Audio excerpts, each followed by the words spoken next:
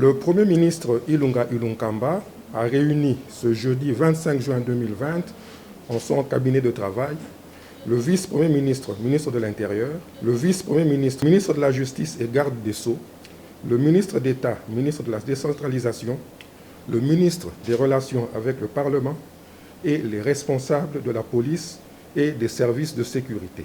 L'objet de cette réunion était de faire le point sur les événements inqualifiables qui se sont produits aux abords du Palais du Peuple et dans certains quartiers de la ville de Kinshasa les mardis 23 et mercredi 24 juin 2020.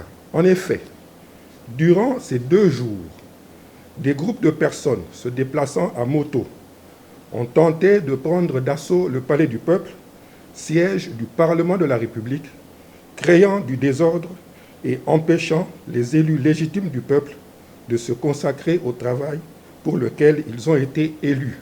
Cette situation est inadmissible dans un État qui se veut de droit.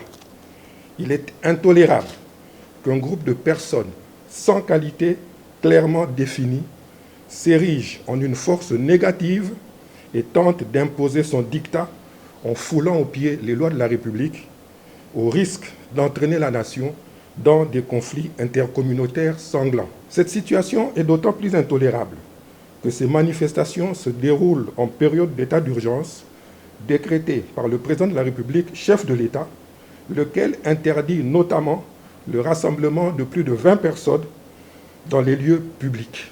Face à cette situation, le Premier ministre, chef du gouvernement, a pris les décisions suivantes.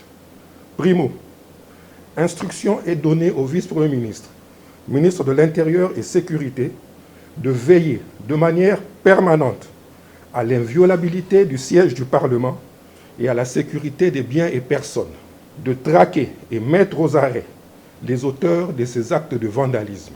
2. Instruction est donnée au vice-premier ministre, ministre de la Justice et garde des Sceaux, d'organiser les poursuites judiciaires à charge des personnes déjà appréhendées et de tous ceux qui seraient identifiés comme ayant participé à ces manifestations sauvages. Je vous remercie.